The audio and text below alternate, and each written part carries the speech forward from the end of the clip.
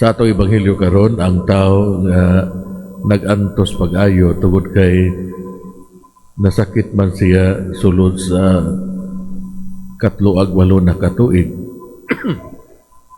Probisan pa man sa iyahang sakit, malaumon gihapon siya. Nagpasinsya siya anaa gihapon sa dakong pagsalig ngadto sa Ginoo. Wala gayoy pagkaluya sa iyang pagtuo, wala siya mawadig kadasig, wa siya frustration. Siya lig-on nga mituo ug anaa ug madamlag mamaayo siya. Nagantos siya diha sa mga kamot sa mga Hudiyo. Giakusahan ang tao nga gilapas niya ang adlaw ipapahulay. Sila miingon ngadto sa tao, adlaw ipapahulay karon ug supak sa atong balaod ang imong pagdala sa imong gihigdaan. Ang kayuhan sa tao nangagikan kang Hesus. Napahitabo ang pagkaayo sa tao tungod sa iyang pagtuo. Ug sa diha nga nakaplagan siya ni Hesus, si Hesus miingon ngadto kaniya, "Tanawa, naayo ka na. Ayaw na pagpakasala."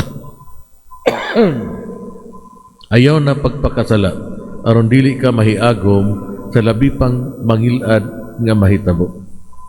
Ang mga Hudiyo maglipay unta sa iyang milagrosong pagkaayo. Sila magpasalamat unta kang Hesus tungod sa iyang kayuhan. Aniyat, ang mga Hudiyo nagsugod sa paglutos kang Hesus tungod kay gihimo niya kini sa adlawng ipapahulay. Ug sa ingon ang pagpasalamat gibalusan og pagpanibalos. Ang gugma gipulihan og panatikong pagtuman sa balaod. Ang kaluoy gitabunan sa kasuko. So unsa may hagit para kanato mga igsoon? Una ang kanunay nga paghimo og mga maayong buhat.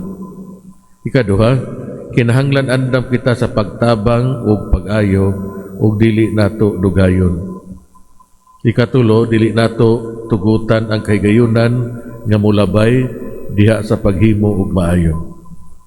Ikaapat, ayaw pagpakawala sa kadasig sa paghimo og maayo kung nakaplagan nimo sila nga dili mapasalamaton. Hinaot unta.